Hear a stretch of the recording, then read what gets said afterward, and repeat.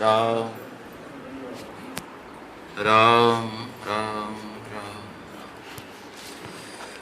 तो कई साधकों का ये प्रश्न रहता है कि हमने मान लिया कि भगवान अपने हैं, अब कैसे पता चले कि हमारा मानना ठीक है। तो आज उसका स्पष्ट स्वामी जी महाराज ने बहुत बढ़िया तरीके से कहा कि रुचि बदलनी चाहिए, ये उसकी पहचान है। उसमें एक उदाहरण दिया, जैसे बचपन में रुचि थी कांच के टुकड़ों से खेलने की, लेकिन जब बड़े हुए, विवेक का विकास हुआ, तो रुचि बदल गई। अब जवानी अवस्था में वो फीके लगते, अब मन नहीं करता है कि कांच के टुकड़ों से खेलें। दूसरा उदाहरण विधवा का दिया, जैसे कोई विधवा हो जाए तो उसकी श्रृंगार आदि में रुचि नहीं रहेगी, अपने आप ही कोई उसमें कहने सुनने की बात ही नहीं। तो जब हम भगवान की ओर चले तो संसार की रुचि स्वतः कम होनी चाहिए, ये उसकी पहचान है। अगर संसार की रुचि कम नहीं हो रही है तो वास्तव में हमने सीखा है।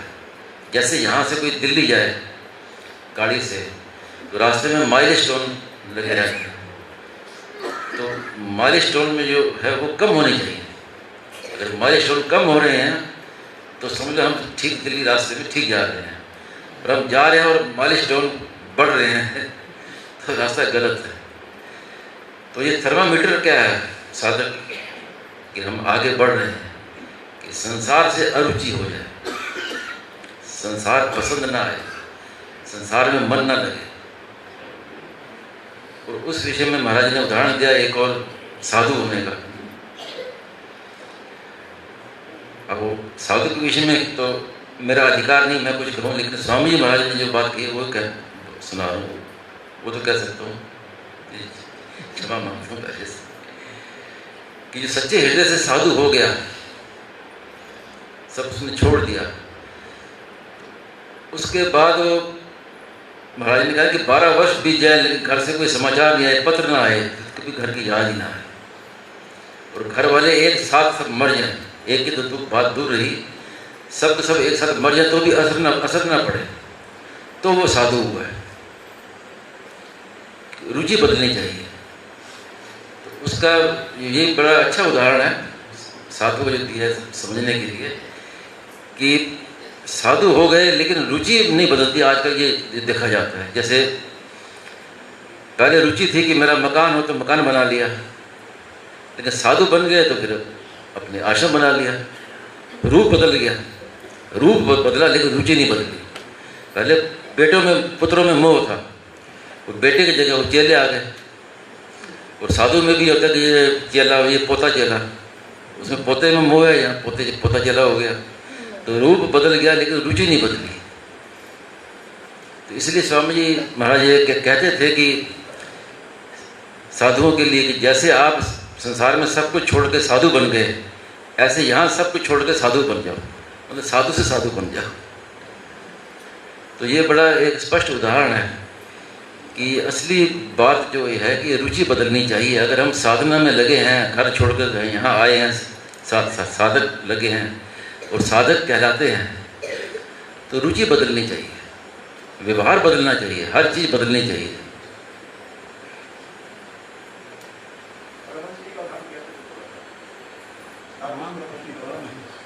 वो रुपए के विषय में था कि रुपयों का उन्होंने ये कहते कि मिट्टी है, ये रुपया ये मिट्टी है, मतलब मिट्टी और रुपये को बराबर समझते थे, और वो इतना उनका वो दृढ़ हो गया कि एक रुपया कभी टच कर दिया, छू जाए जरा सा तो एकदम चमक जाती थी, जैसे करंट लग गया, क्या कहते हैं, इतना उसमें भाव बन गया।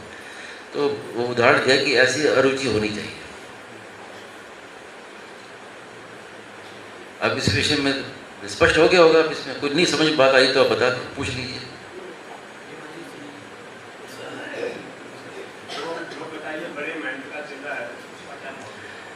हाँ, वो अभिमान,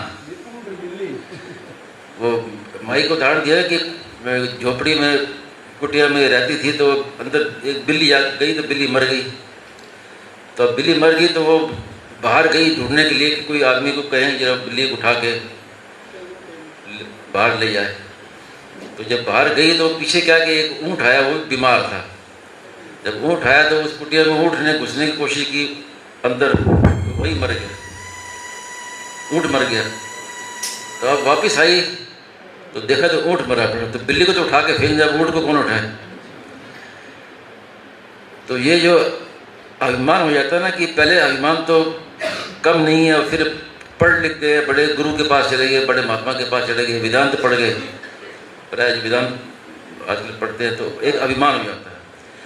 तो फिर वो उनके मन में जाता है कि मुझे कोई क्या सिखाएगा। फिर वो किसी की बात उन पर लगती नहीं है, वो सीखते नहीं है, क्योंकि वो ऊँट मर गया ना अब। तो अब वो कहीं भी चले जाए, अब वो उनको कोई सिखा नहीं सकता, क्योंकि मन में ये अभिमान है कि मैं, जैसे कोई कहते हैं मैं वक्ता हूँ, तब वो श्रोता कैसे बनेगा। स्वामी जी महाराज कई बार कहते थे, और महाराज जी में ये विशेषता थी कि जितने अच्छे वक्ता थे उतने अच्छे श्रोता भी थे। और मैंने खुद देखा है कि दंडी स्वामी आए थे नारदानंद जी महाराज ऋषिकेश में, तो जब उनका बोलने लगे तो स्वामी जी स्टेज से उतर कर नीचे बैठ गए उनके सामने, श्रोताओं के बीच में, और इतने ध्यान से उन्होंने सुना स्वामी महाराज ने, जैसे एकदम अंजर आदमी सुनता है। तो महाराज ने कहा कि अगर आपको किसी शब्द से कुछ प्राप्त करना है तो खाली होकर जाओ, तब मिलेगा। अब भीतर में भरे हो तो आपको बातें आपको लगेगी नहीं। महाराज कहते अपने सभी अभी अपने विचारों को, अपनी पढ़ाई को, जो कुछ है उसको अलमारी में बंद कर दो, अलग रख दो, तब सुनोगे, तब बात समझ में आएगी संत की। और अपनी जानकारी को रखते हुए सुनोगे तो बात समझ में नहीं आएगी। तो ये जो अभिमान होता है ना, तो वो अभिमान के कारण से फिर अच्छे अच्छे संत से भी लाभ नहीं उठा सकता, अच्छी पुस्तकों से लाभ नहीं उठा सकता, कि अभिमान है कि मैं कितना जानकार हूँ।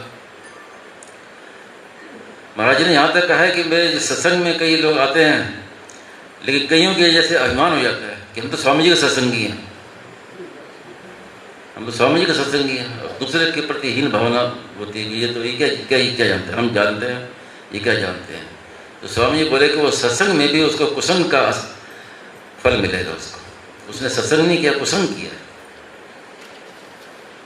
और महाराज जी का तो ऐसी वो भाव था, महाराज जी कभी बोलते, ये वक्ता बन के नहीं बोलते थे, कि जब बोल रहे थे महाराज जी बोलते, तो महाराज जी के मन में ये भाव ये नहीं रहता था कि ये लोग अनजान है और मैं जानकार हूँ और मैं इनको बता रहा हूँ। भाव ये रहता था कि मेरी जो रुचि है बोलने की, उसको दूर करने के लिए भगवान ही श्रोता रूप से मेरे सामने आए हैं और मेरी बोलने की रुचि को मिटा रहे हैं। तो ये संतों में उनमें ये भाव नहीं रहता कि ये मूर्ख है और मैं ज्ञानी हूँ और मैं इनको समझा रहा हूँ, ये भाव नहीं रहता। इसलिए शरण जी महाराज ने इसको नाम दिया विचार विनिमय। विचार विनिमय करते हैं हम, सत्संग नहीं करते, विचार विनिमय करते हैं। उनमें ये भाव नहीं है। सब जगह ईश्वर रूप है, तो श्रोता भी भगवत स्वरूप है, तो वक्ता भी भगवत स्वरूप, सब ईश्वर रूप है। तो इसमें कोई बड़े छोटे का भेद नहीं। तो उसमें खास बात यही थी कि अपना अभिमान ना हो कि भी हम स्वामी जी के सत्संगी हैं, दूसरे के प्रति हीन भावना ये नहीं होनी चाहिए। स्वामी जी के सत्संगी हैं तो फिर आपका व्यवहार ऐसे हो कि कोई भी आपसे एक बार भी मिले आपसे तो उस पर एक छाप पड़ जाएगी, हाँ भी मैं स्वामी जी के सत्संगी से मिला, उसको याद है।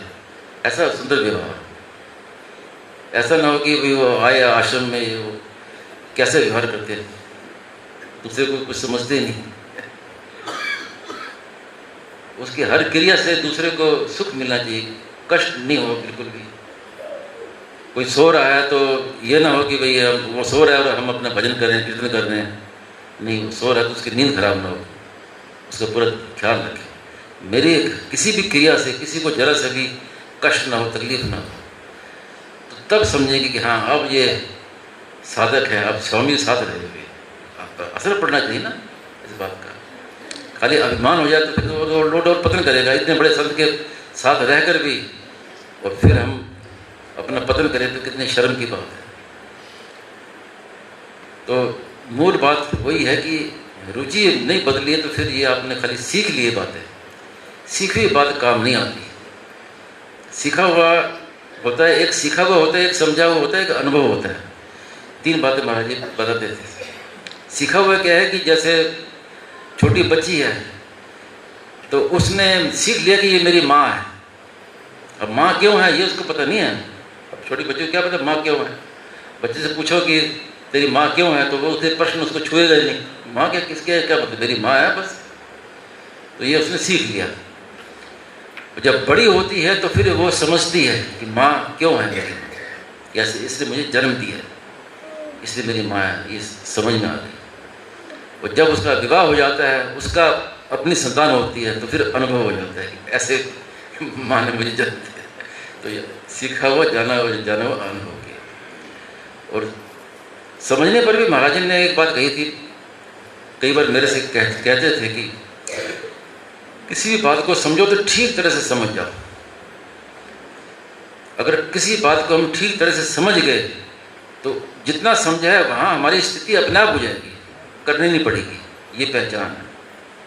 अगर हमारी स्थिति वैसी हुई नहीं है तो हम समझे नहीं है वास्तव में। अभिमान कर लिए कि हम समझ गए, समझे नहीं। समझना वो होता है कि जहाँ तक हमने समझ लिया वहाँ हमारी स्थिति हो जाए, वहाँ तक तो फिर ठीक समझ लिया। तो ये ऐसी बातें हैं। तो अभी ज़्यादा समय फिर कोई किसी को कुछ पूछना, कोई प्रश्न हो तो फिर 9 बजे का फिर एक प्रसंग फिर शुरू कर। जी जी हाँ हाँ, ऐसे संसार की जो आसक्ति कम होनी चाहिए, वैराग्य होना चाहिए, राग कम होना चाहिए।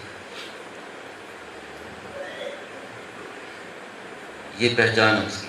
संसार में आसक्ति, भोगासक्ति ये कम हो रही है तो ठीक रास्ता है। नहीं तो फिर सीखा हुआ है, फिर वहीं कहीं बैठे हैं, सीखा हुआ तो वहीं कहीं बैठे हैं। जी आस्ते आस्ते नहीं होती है।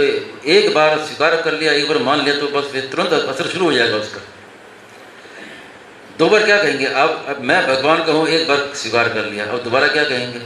अगर दोबारा कहेंगे कि कल फिर कहेंगे कि मैं भगवान को भगवान मेरे, तो पहले वाली रद्दी हो गया ना। मान्यता एक बार होती है, हाँ, रुचि धीरे धीरे होती है। हाँ, एक बार मान्यता तो हो गई, उसके बाद फिर रुचि धीरे धीरे होती है।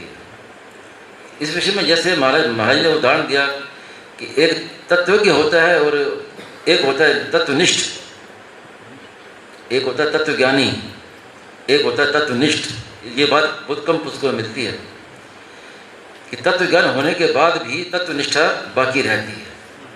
तत्वज्ञान क्या हुआ कि जैसे पंखा चल रहा है, हमने स्विच ऑफ कर दिया, बंद कर दिया, तो वास्तव में तो उसी समय कनेक्शन कट गया, लेकिन पंखा जो चल रहा है वो तुरंत रुकता नहीं है, धीरे धीरे धीरे रुकता रुकते रुकते रुकते रुक जाता है।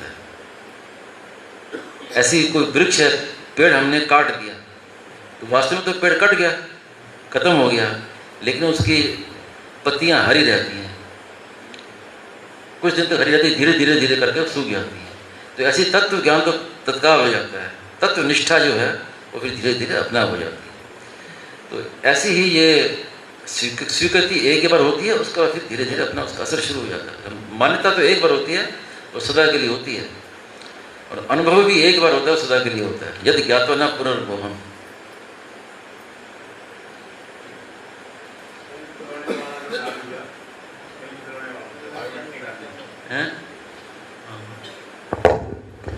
परमार्थ के सामने व्यवहार को नगण्य समझेगा, जैसे खेल खिलौने में नहीं अटकता ना व्यवहार, हाँ, उसका क्या भाव है?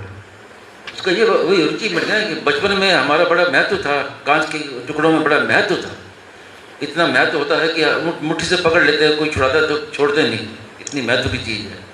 लेकिन जब बड़े हुए तो पैसों का महत्व समझ में आ गया, तो उसका महत्व खत्म हो गया। हमारा जो महत्व पैसों पर चला गया, तो अब कांच भी देता तो गुस्सा आता है कि ये क्या फेंकेंगे उसके लिए, कोई चीज़ है, पैसा दे तो बढ़िया अच्छा लगता है। तो ऐसे रुचि बदलनी चाहिए। ऐसे भगवान में लग गए तो अब संसार की चीज़ अच्छी नहीं लगनी चाहिए। कांच के टुकड़ों की तरह संसार लगना चाहिए, जैसे कांच के टुकड़े लगते हैं फीके, ऐसे संसार फीका लगे। ये साधक ये पहचान है, ये रुचि।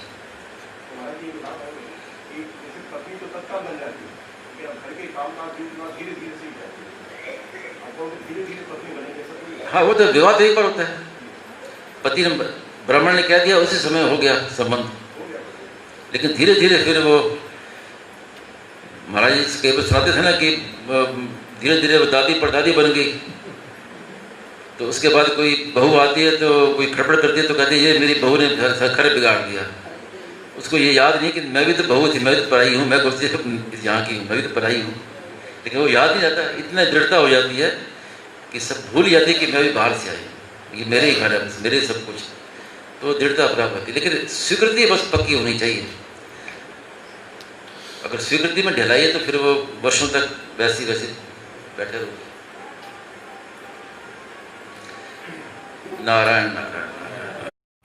30 मार्च 19 को प्रातः 5 बजे श्री राम सेवा आश्रम में प्रार्थना प्रवचन के बाद स्वामी जी महाराज के प्रवचन के आधार पर श्री राजेंद्र कुमार जी धवन ने यह सुनाया रहा।